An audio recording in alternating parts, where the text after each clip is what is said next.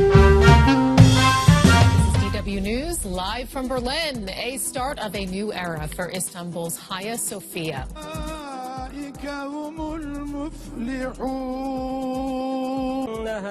For the first time in nearly 90 years, the building opens for Muslim prayers. We have the latest on President Erdogan's controversial decision to change the status of the world-famous monument.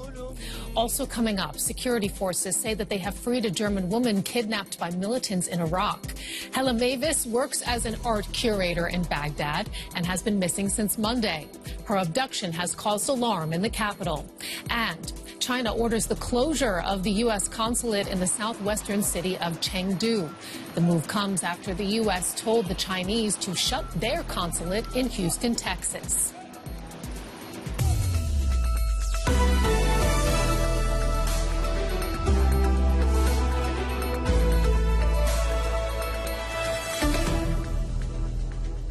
I'm Sarah Kelly. Welcome to the program. Istanbul's Hagia Sophia has opened for Muslim Friday prayers for the first time in more than 80 years.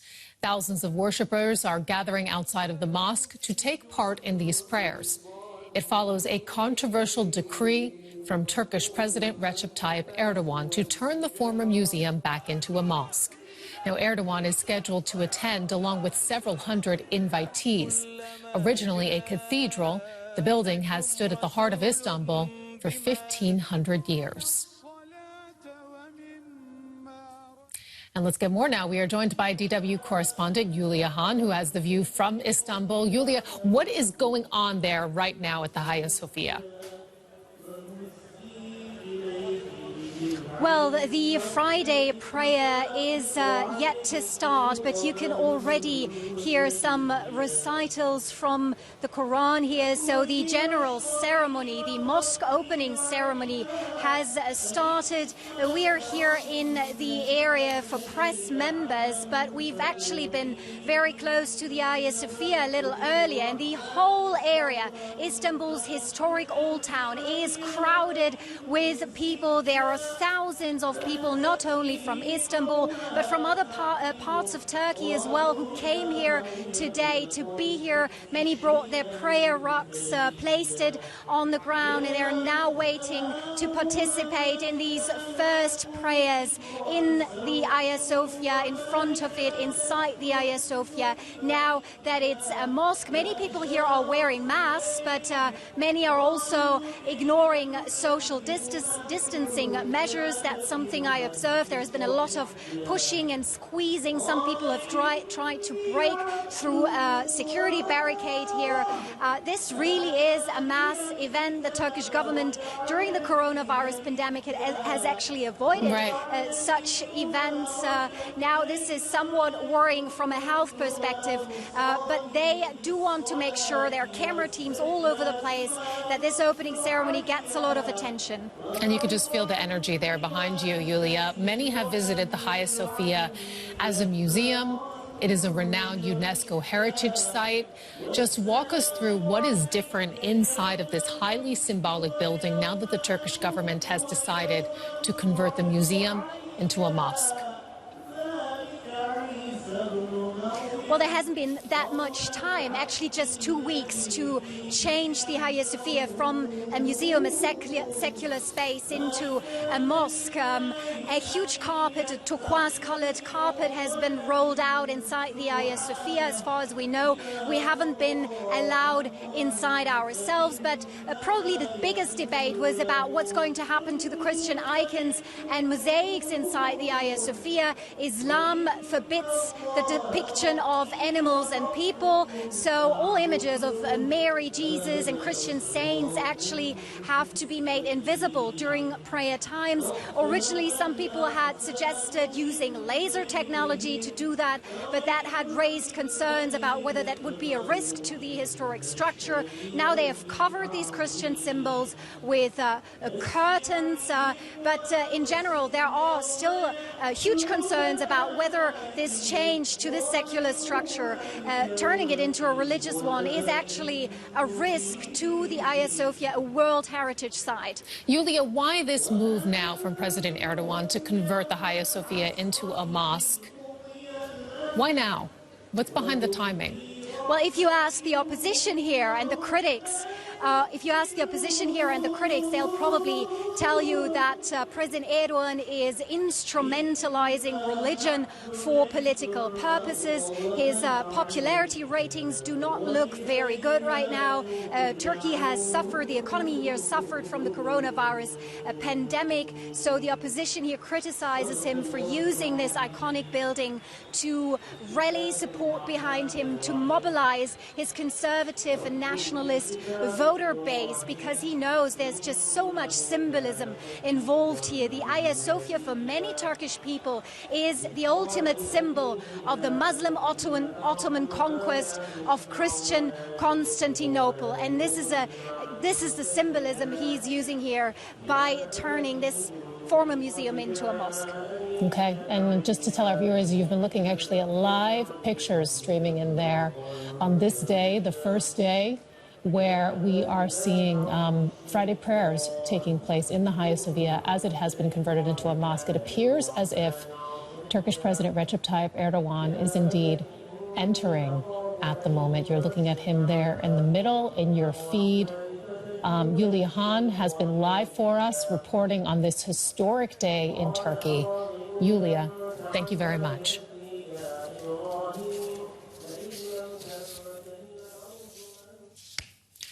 In the meantime, let's turn to some other news today. Iraqi security forces say that they have freed German art curator Hella Mavis, who was kidnapped by militants earlier this week.